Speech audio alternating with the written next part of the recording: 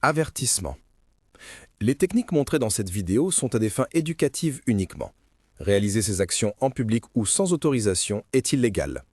Ceci est une démonstration simplifiée. Utilisez ces connaissances de manière responsable et éthique. Bonjour. Vous êtes-vous déjà demandé si vous pouviez effectuer des tests d'intrusion Wi-Fi sérieux avec un appareil de la taille de mon pouce? Eh bien, aujourd'hui, nous allons le découvrir, car nous explorerons les capacités Wi-Fi du M5 Stick C+2 en utilisant le firmware Bruce. Commençons. Les attaques que je vais démontrer maintenant concernent le Wi-Fi. Ce sont les choses que nous ferons dans cette vidéo, des attaques Wi-Fi. Il y a plusieurs choses que vous pouvez faire. La première serait les attaques ciblées. Ce qu'elle fait, c'est scanner les points d'accès disponibles. Vous pouvez en choisir un et lui faire plusieurs choses. L'appareil scanne, et comme pour toute autre démo que je fais, je vais simplement le faire sur ma connexion Wi-Fi personnelle. Je vais donc la choisir. La première est l'information. Je ne vais pas la montrer. Mais la seconde est la Deauth. Ici, comme vous pouvez le voir, je suis connecté à mon Wi-Fi. Et je vais simplement cliquer sur Deauth. Et comme vous pouvez le voir, dès que j'ai cliqué, il s'est déconnecté de ce point d'accès Wi-Fi. La prochaine que je vais montrer est le Clone Portal. Ce qu'il va faire, cliquons dessus. Si j'utilisais le Cart Potter, il y a une carte SD. Vous pouvez choisir certains des portails malveillants Evil Portal pour cela, mais pour celui-ci, comme je n'ai pas de carte SD attachée, cliquons simplement sur Default, par défaut.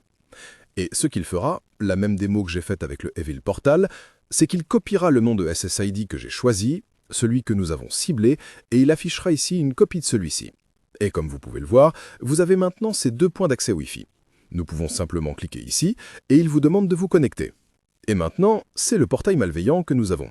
Donc si je mets un identifiant ici, test.com, et subscribe, voyez vous abonner à la chaîne, et que je clique sur suivant, voilà le portail malveillant, et ici vous pouvez voir les identifiants capturés. L'attaque combine ces deux, une attaque DOS et un clone portal. Ce qu'elle fait, c'est exploiter une vulnérabilité de certains, ou la plupart des appareils, ils se souviennent des Wi-Fi auxquels ils se sont connectés. Le problème, c'est qu'il n'y a pas vraiment d'identifiant unique pour cela, seulement le nom SSID.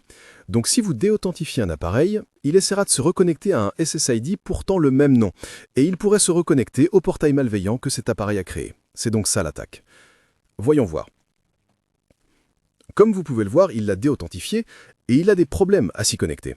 Et parce qu'il a du mal à s'y connecter, si je n'avais pas cet autre Wi-Fi-là, il se connecterait au portail malveillant qui a été créé ici. Et puis vous, il pensera que vous devez vous connecter. Et c'est à nouveau la même attaque par portail malveillant. C'est donc très pratique.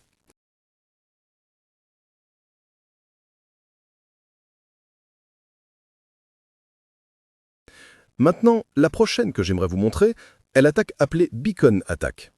Les attaques Beacon peuvent vous montrer différents types de AP, et comme vous pouvez le voir, il y a des SSID amusants. Je pense que j'ai démontré le SSID Random et le SSID personnalisé. Pour cette démonstration, utilisons les SSID amusants, et voyons ce que nous voyons sur la liste des Wi-Fi. Maintenant, il spam. Attendons juste, et il devrait y avoir des points d'accès amusants que nous verrons ici dans un instant. Ok, comme vous pouvez le voir, Dora the Explorer, Drive by Wi-Fi, Drive it like it's hotspot, FBI surveillance. Et enfin, il y aurait le Deauth Flood. Je ne vais pas m'en démontrer car il y a d'autres points d'accès Wi-Fi que l'appareil voit, mais le fait est qu'avec l'attaque Deauth Flood, comme celle que nous avons faite avec l'attaque ciblée, elle passera un par un à chacun des points d'accès Wi-Fi qu'elle voit et elle déconnectera tous les appareils qui s'y trouvent. N'utilisez pas celui-ci en public. Ce n'est peut-être pas illégal, mais c'est quelque chose qui n'est pas éthique. Et voilà. Nous avons couvert quelques-unes des bases aujourd'hui, mais il y a encore tellement plus à explorer avec le M5 Stick C+2 et le firmware Bruce. Quelles autres fonctionnalités aimeriez-vous voir? Dites-le moi dans les commentaires dessous, et je les considérerai pour des futures vidéos. Et si vous êtes intéressé par d'autres vidéos de hacking, veuillez consulter ma chaîne Chaplon. À la prochaine!